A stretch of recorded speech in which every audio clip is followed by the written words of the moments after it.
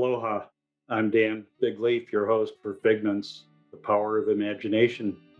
And today's a big show for me. It's going to be a little different. Those of you who have tuned in before have seen me talk with amazing guests who have incredible stories of how they turned their dreams into reality. But today I'm imagining equality and thinking about my experience with racism in the military. And it's going to be a tough conversation because this is a difficult issue. It's an issue that needs to be addressed, and I need to address it personally. And before I go on, I will address something you might be wondering about. If I'm talking about racism in the military, why do I have a Harley Davidson theme? I've got my Harley Davidson shirt and my current bike in the background. You have to stay tuned to the end, and you will get it. I promise. So this is an important issue, and for me, I'm trying to repay some of the many debts I owe to this country and also to the African Americans who played a disproportionate role in my success as a military officer. And I'm going to say some things that some of you won't like. You might even hate them or take issue with them. And please, let's have a conversation. You can contact me at info at phase-1.com, and I'll be glad to discuss it with you. This is my story, not about me and my perspectives and what I think I've learned. So let's talk, let's not yell. I think that's really important. So I am, and I'll give a little more background than I ordinarily will on myself because I'm from a very Caucasian town in northern Wisconsin. Somehow I got into the Air Force and went to pilot training. As you see on the left, I think it's on your left. The image is blurred because the memories have blurred because that's so many years ago. 1975 is when that photo was taken. And then on the right, that's in my last assignment at Headquarters Pacific Command here in Hawaii. And at that moment, I'm in command of 335,000 uniformed personnel as a three-star general. Pretty amazing. I'm still amazed. But again, this story is not about me. It's about what I learned over that career about racism and what I think we need to do as a nation and a military.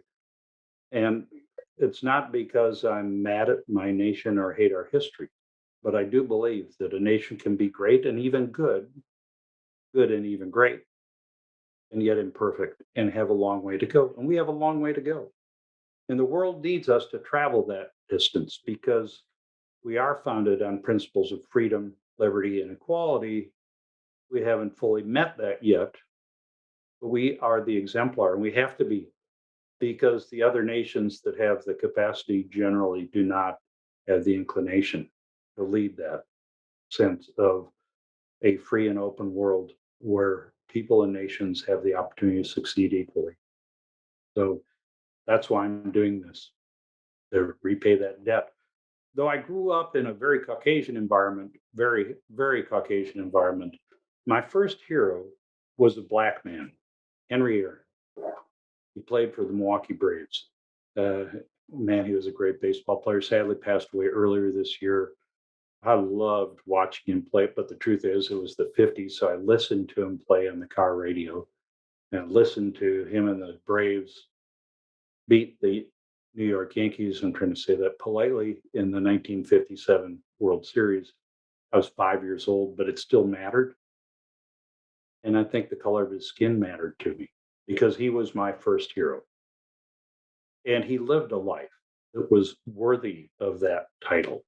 After baseball, his baseball career is legendary, but after baseball, he made a difference as an American and as an African American.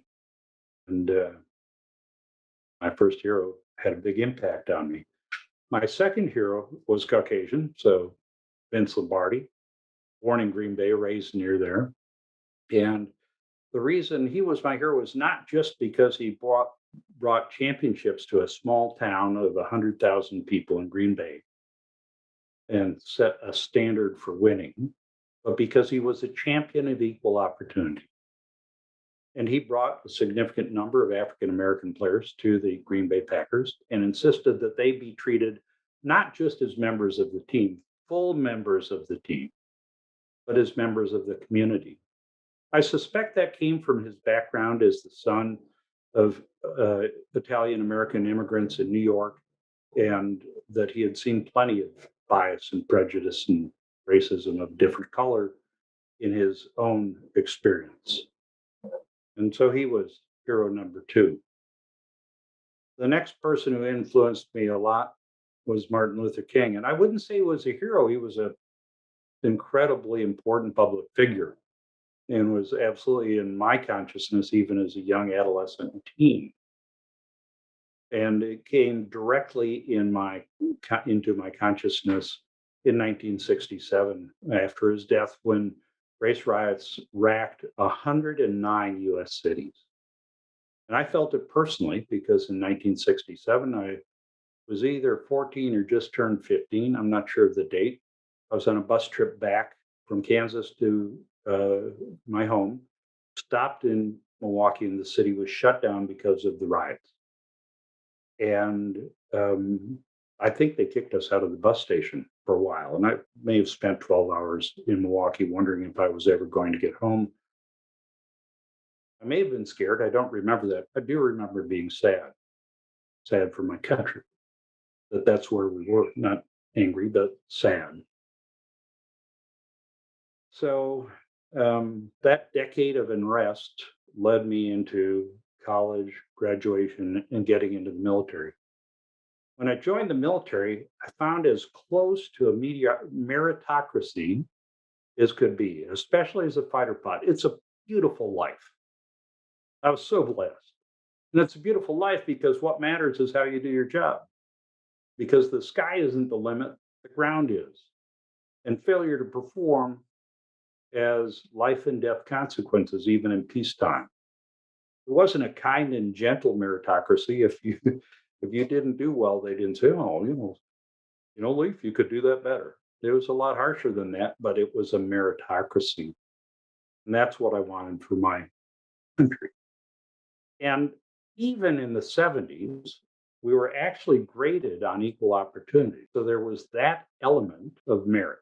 I have here an excerpt from my performance report, the grade that I got for equal opportunity. That's the middle grade.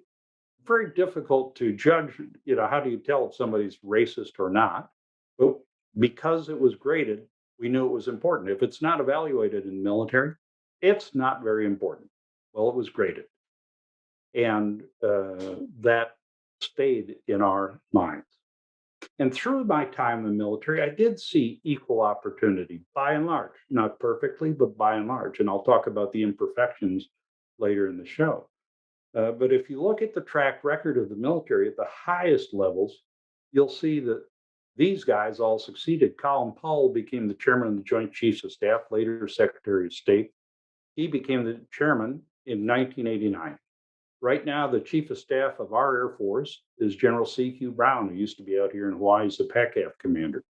And Friday, I was at the change of command for Indo-Pacific Command, and the presiding officer was former General, now Secretary of Defense Lloyd Austin.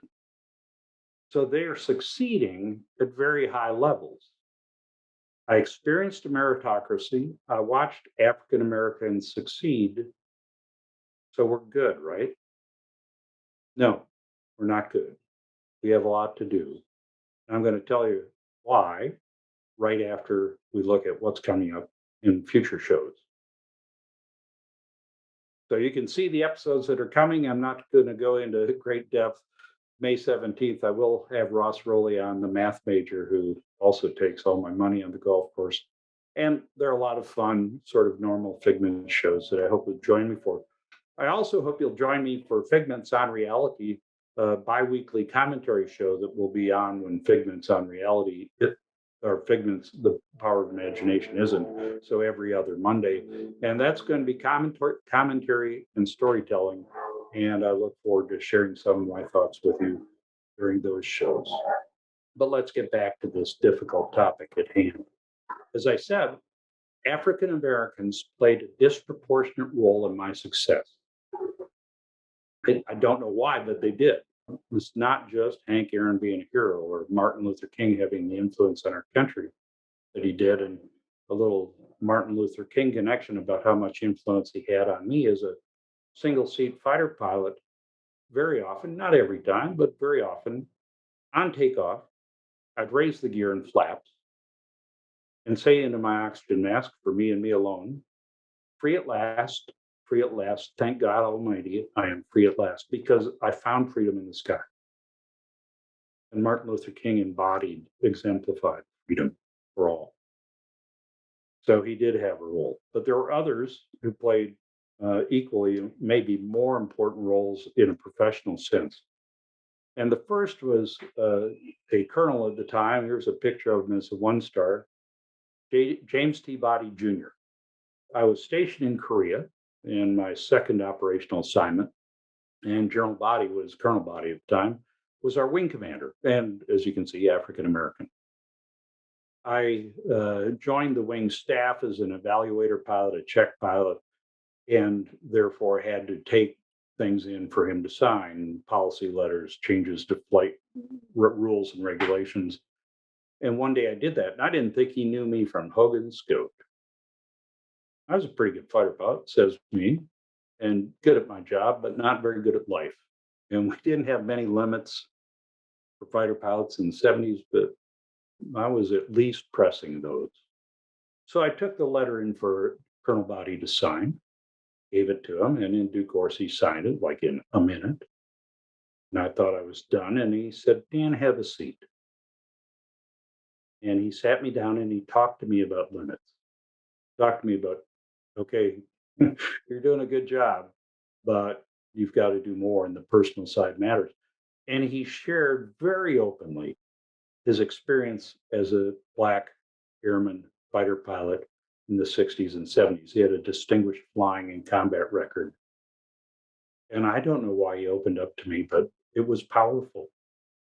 And his willingness to share was remarkable, but also hearing his experiences left an imprint too.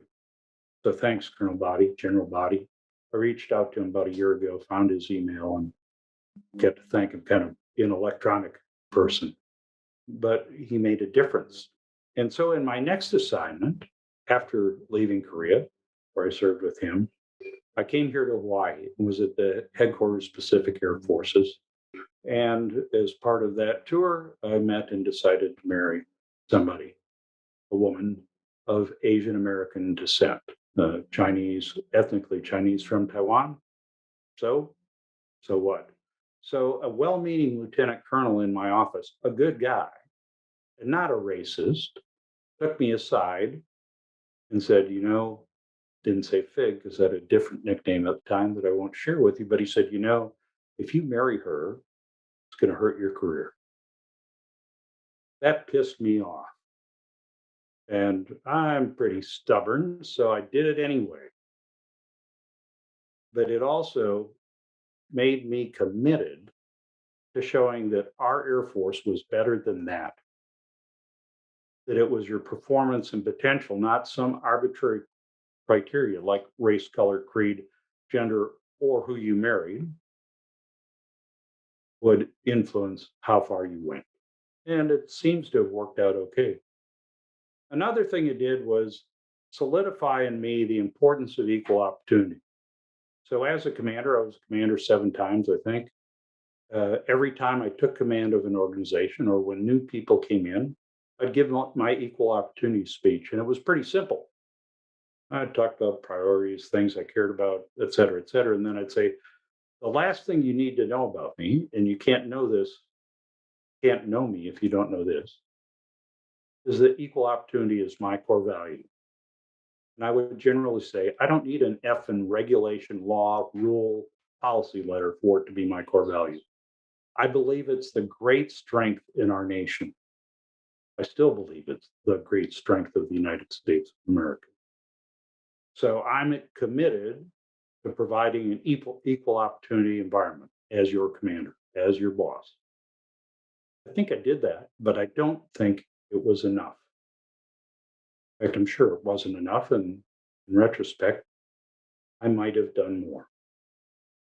So much later in my career, I guess about 15 years later, I was assigned back in Korea at Seoul the Yongsan base up there where the U.S. Forces Korea headquarters were.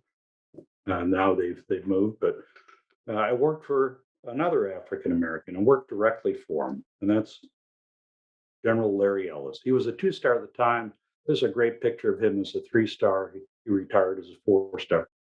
Phenomenal boss, and to all my other mentors to whom I owe so much, I'm sorry, but he was the best, most influential, most important mentor I had because we worked. I was his deputy director of operations.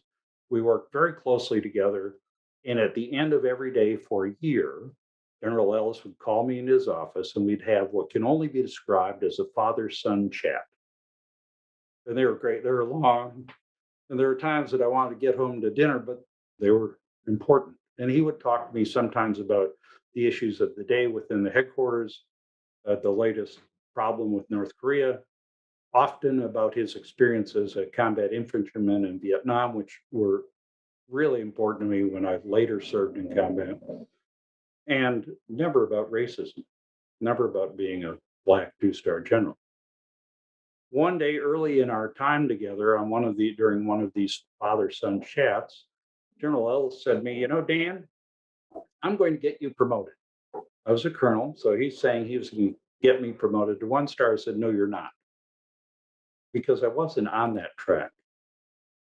He said, yes, I am. He believed in me, and he did what it took. That I'm not the focus of this story, so I won't go into details, but I would not have been a general officer but for General Larry Ellis.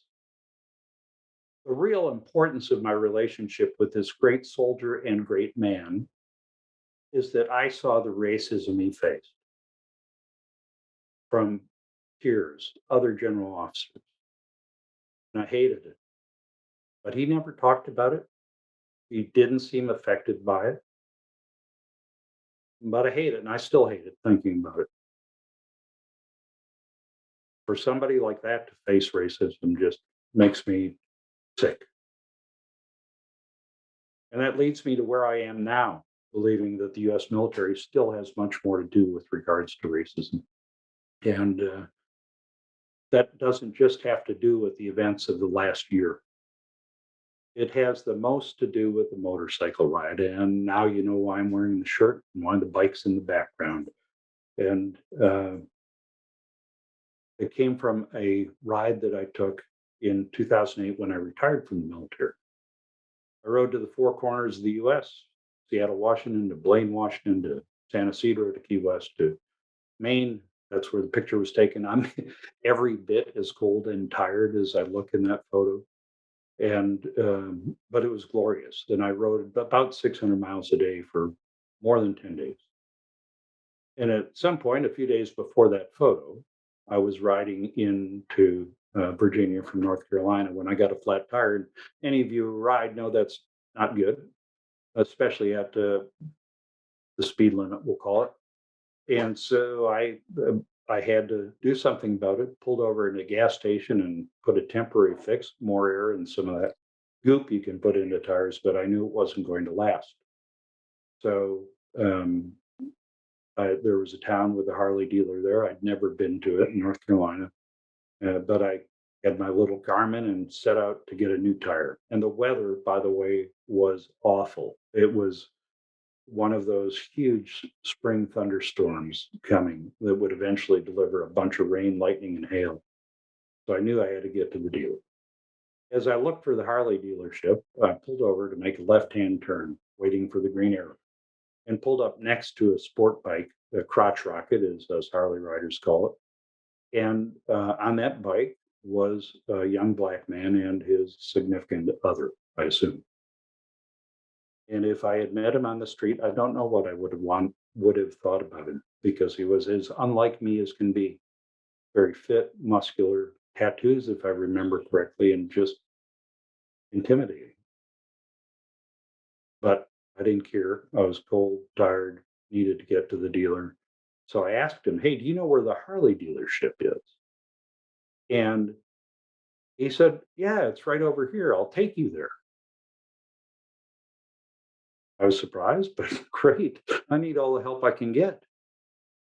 And we started to head to the Harley dealership, and we went about a half mile, three quarters of a mile, and the tire finally completely gave up the ghost. And I signaled him and pointed to the tire, and we pulled over. And I said, "Hey, I'll call a truck, and they'll come get me, and I'll get the tire fixed." And this young man said, "I'll wait here with you till the truck comes." He had no reason to do that. And let me tell you, his passenger was not impressed with that idea at all, but he did it. And I thank him for it. Now, I wish I could meet him someday. I've thought about him often since. And what I've thought is, would I have been that compassionate, considerate, and helpful if the roles were reversed? And the answer is hell no. I know me. I know the kind of person I am, and some of it is aggressive and occasionally angry. And being treated unfairly my whole life because of the color of my skin would leave me angry all the time. So when I see memes and tweets about what the 12 things the media won't tell you about this or that black victim of institutional bias, that pisses me off too, because we don't know how they got there. We haven't lived that. And if I lived it, I don't think I'd be somebody you'd like, because it's not fair. Life's not fair, but that's not fair. And not what I envision for our country.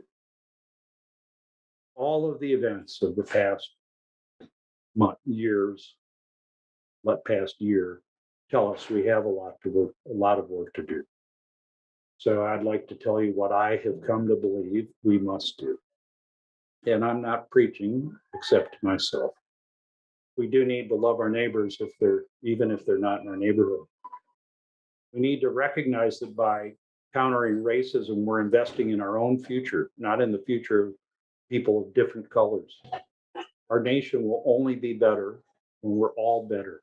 And I think probably the most important epiphany I've had is to recognize that the continuum of slavery to segregation to mass incarceration of African Americans is a horribly corrosive force on our democracy. And I don't have a solution. If I did, I wouldn't be here, and I'd probably already have a Nobel Prize. But we have to address that, because that corrosion will erode all of our freedom, all of our liberty, not just select parts of it.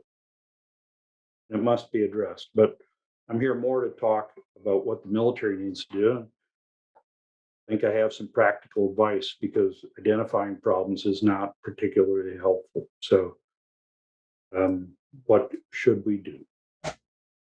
I think, first of all, whatever we do can't be superficial. It can't be something that we just try to fix with buzzwords and band aids and something highly visible. It takes hard work. Step one, I think, is to recognize in the military that racism is a readiness issue. Anything that affects negatively the cohesiveness of our force makes us less ready to confront the challenges of the future. And they're going to be great, because that's life. Earth is a tough town. Um, it's a readiness issue. And you can't counter racism with equal opportunity. That's not enough. I believe that the term to be used is anti racist. I don't like it much because anti sounds so negative, but you're either for it or against it. And if you don't recognize racism and say, I'm against that, you're not doing enough. And the only way to do that is to understand the history of racism. And that's why leaders at all levels, officers and NCOs, should become educated, not indoctrinated, but educated about the history of racism. My daughter Yating recommended the book Stamped from the Beginning. That's one way to start. It's gonna, folks like me are going to hear some things that make them pretty uncomfortable, but they don't make me hate my country. They make me want my country to be better. And then those same leaders at all levels need to observe and look for the kind of racism I saw with General Ellis. They need to listen to those who have experienced it. And by the way, if they've experienced it themselves, they need to share. And I'd like to give a shout out to General C.Q. Brown, the Chief of Staff of the Air Force, who posted a remarkable video doing exactly that, sharing his experience. They need to learn thoughtfully about racism, how it's manifested, and what an effect it has on an organization and a country. And then they need to do something. Part of doing something is having those hard conversations. I'd much rather talk about flying fighters and what a great time that is, or winning a battle, or almost anything. But if we don't address this, we won't get beyond equal opportunity to equality. And if we don't do that, we won't be as good as we need to be. And from a moral perspective, I would submit that those of our fellow citizens who raise their right hand and volunteer to make potentially the ultimate sacrifice, in particular, deserve all the benefits of our freedom and our liberty. So, hard stuff. We've got work to do to do it. Again, if you have anything to share with me that you liked or didn't like, please drop me a line at info@phase-1.com. Comment on the videos, do whatever you want, but let's have a conversation. Again, Figments on Reality will debut on May 24th, and I hope you found this meaningful. I have. I believe in our country and look forward to working together to make it even better. Aloha and mahalo.